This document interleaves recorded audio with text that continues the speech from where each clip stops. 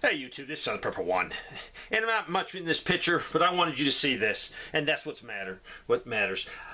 This is exactly 6 months ago, to the day, I did the review on the Oukitel.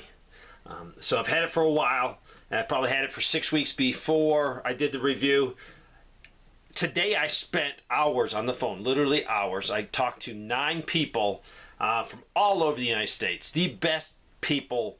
And you know what? Most of them are hardcore preppers, and they're trying to finish up their preps, and they realize that they need something.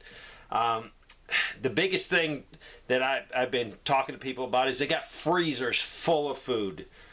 Some of the people wanted me to work miracles in the last few weeks. Some of them have 1 freezer and 1 refrigerator. You know, that's doable. That's something we can work with. Some of these people had 2 refrigerators, 2 freezers. One guy had 1 refrigerator, 3 freezers, thousands upon thousands upon thousands of dollars of meat in these freezers. And they don't have a backup plan. A couple people didn't even have generators. So I spent a lot of time with some people today explaining things. This is the confusing subject, power. Am I an expert in the field? No. But you know what? I'm smart enough to have a friend that lives totally off grid, and any question that I can't answer, guess what? This guy, I pick up the phone and I call him, and I can get you an answer. I've had this thing exactly. I was so tired today, I didn't really want to do this video, but I said, you know what? It is the 6-month anniversary of showing this. Let's talk about some real world events. I'm not going to go through everything. I'll put the link down there if you want to see the link on the Oukitel. You can watch that video. I will tell you a few things so you know. This is some real world testing I did, because I'm getting all these people saying I got a refrigerator, I got a freezer, and I tested it. We use it. This is the one my son uses. If the power goes off, he uses this one at his house. I have the blessing to have multiple power boxes because I review them. I have given away 5 of the power boxes, and I have 2 more I'm giving away. I'm giving away to local preppers in my area. People that are in my circle, people that I know have needs that can't afford them. So I'm blessed to be able to bless other people. Let's talk about what I did. I did a real world test on this unit. Specifically, okay, there's no power. How am I going to keep things running? These things need to have solar panels. I ran this thing on the freezer. The freezer is a medium-sized freezer. It's a new freezer. And I ran this thing from 100% to 10%, and then I stopped the test. I had no input. The reason I didn't want to input it on this thing is every day is different for input. The sun could be out. The sun could be out just for a few hours. It could be cloudy. So I didn't want to change anything. I wanted a constant. Constant is just plugging this thing and running it. So the freezer ran 26.5 hours off of this unit with no input, going from 100% down to 10%. At 10%, I stopped the test. So that helped me a lot. While I was walking back and forth past this machine as it was running the freezer, I noticed one point I got up to 161 watts. That was probably during the defrost cycle. Normally, if the unit was running, cycling on, it was running about 40 watts of power. And then it would cycle off, just like freezers do. Now, we had opened that freezer only 2 times during this whole evaluation. So that gave me a good baseline. Then we put this on a refrigerator. This is a freezer on top, refrigerator on the bottom, brand spanking new one. I think it's a Whirlpool, and we tested it out. We ran this thing from 100% down to 10%, and it ran for 24.5 hours. 24.5 hours. Now the kicker on this thing is we had 2 grandbabies over and my son, and during the day we opened that refrigerator 39 times. 39 times. We had a whiteboard, a small whiteboard, and every time you open it, you put a check on the board so we could calculate. So if you were in a grid down situation, you'd be a lot more careful than we were. I didn't want to be careful. I wanted to live our life. And we got 2 little guys always going in there to get something to drink or seeing what they can snack on. That's why it's 39 times.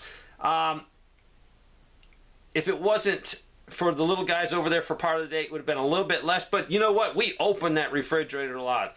I'm always grabbing a water, and I put my water back so it stays cool.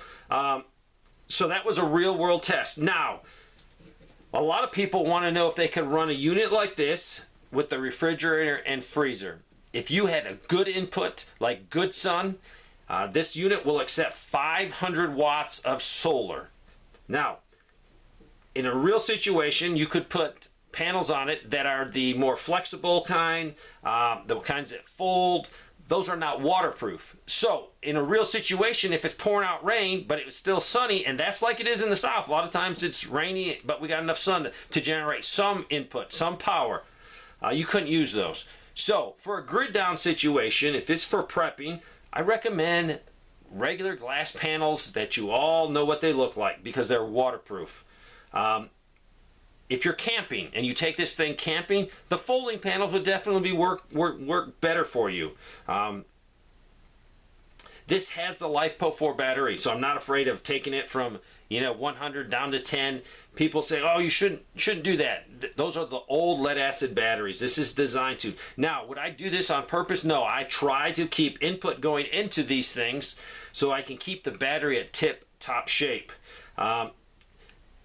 I did not try, but I will be trying running the refrigerator and the freezer at the same time off of this. This has a 2,000 watt inverter in it.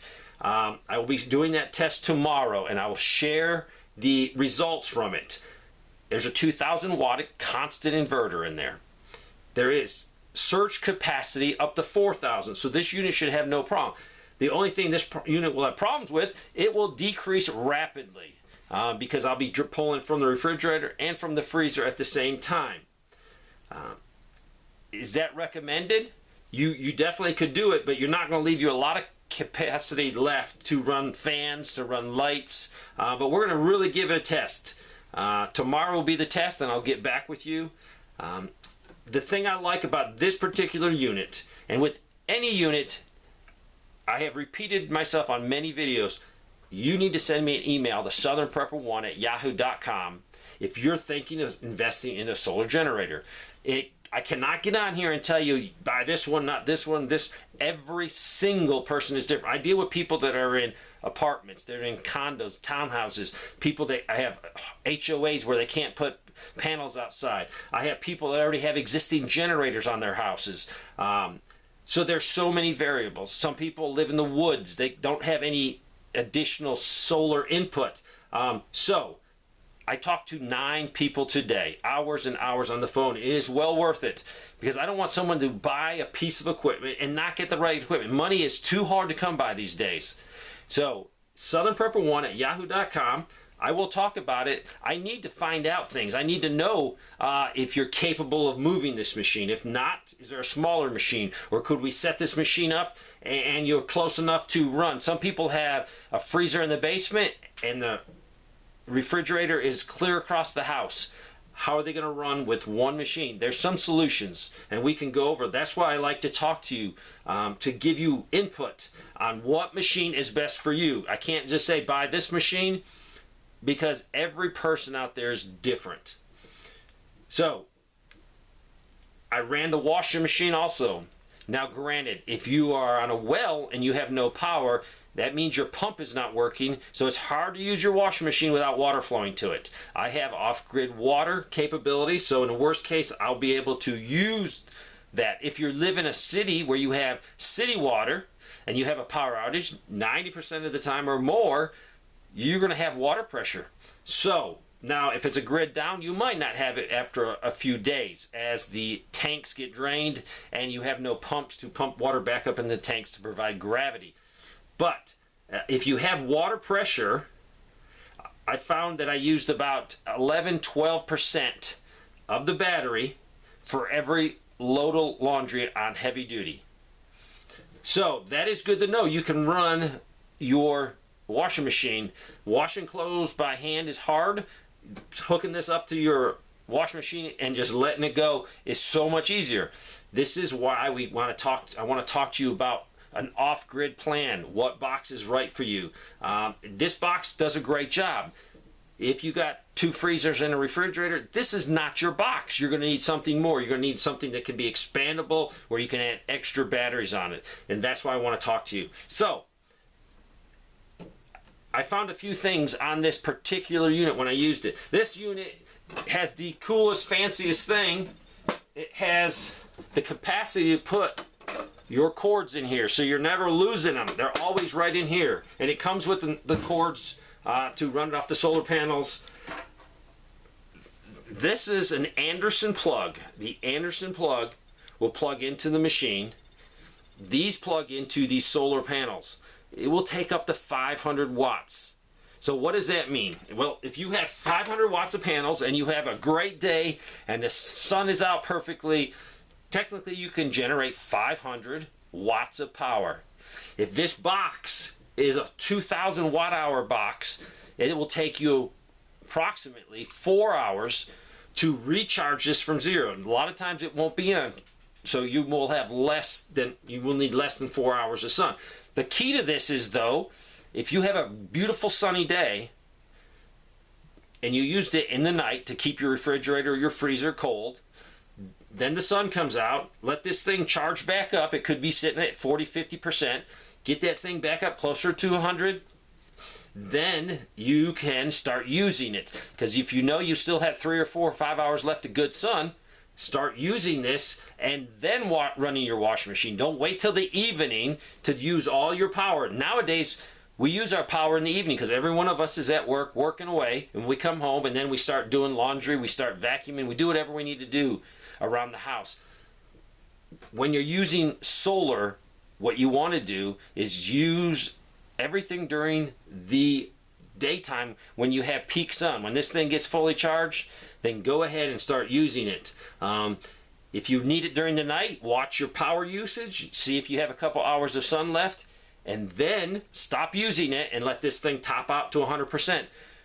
That way, during the night, you can keep your freezer or your refrigerator cold. We're going to find out if I can run this at least for 12 hours with both appliances running with no input. And then we're going to throw some input on it and see how it does. So, if you have this, you got to have panels. In a real worst case event, I recommend some type of generator. That way, if you have no sun for a day or two, you can use your small generator, use a limited amount of gas, and charge this thing back up. The nice thing about this unit over most units is the capability of putting 1,100 watts of power, either from a generator or from the grid power, your regular outlet, into this machine. That means, bottom line is, if you can put 1,100 and it's a 2,000 in less than about 2 hours, you can go from 0 to 100% charge. That's important. Some machines only charge at a 500 rate, some at 600 watts, which is still good. But if you're in a situation where you have limited fuel, or you might live in a place that doesn't get a lot of sun. If you live in a place that's always cloudy or miserably cold and you don't get a lot of sun, you want the capacity to be able to use your generator for a small period of time and to produce a lot of battery power. So at 1,100 watts, you can do that. This is why I would love for you, before you go out and invest a lot of money, you call me. Or first of all, you southernprepper1@yahoo.com. We will talk on the phone, and we will come up with the best plan for you. Now, full disclosure, I do not sign up for any affiliate plan. I get paid $0 if you buy this. The reason is, I love reviewing these things, and I review them all. There's other ones that I like better than some. But what I do is I make a mental note of the best machine to the machine I don't like the most. And you know what? Some of the ones I don't like the most, I still recommend to people because it is the best machine for them. So I make absolutely no money. I have the greatest job in the world to get these machines for free, review them. My concern is one day the supply and logistical train will be damaged or broken, and people will panic. They will rush out and start buying units, and then there's going to be less units. That way, in the back of my mind, at least I've reviewed so many units, we can find a unit for you. Right now, I recommend you, if you can afford it, start doing the research. most of the preppers I'm talking to right now, this is their last purchase. They've taken care of food and water, shelter, security. They've done all the easy ones. This is one of the hardest ones because it's the most confusing. If you're not into electronics, if you're not into anything mechanical, this is very confusing. But I will be glad to help you. So this is the 6-month anniversary. It's still going strong. I'm going to do some additional testing tomorrow, and I will get back to you. Will this run a freezer and my refrigerator? How long will it run it? If you got a guess, put it in the comments. How long do you think it's going to run it? With no input. Thanks for watching.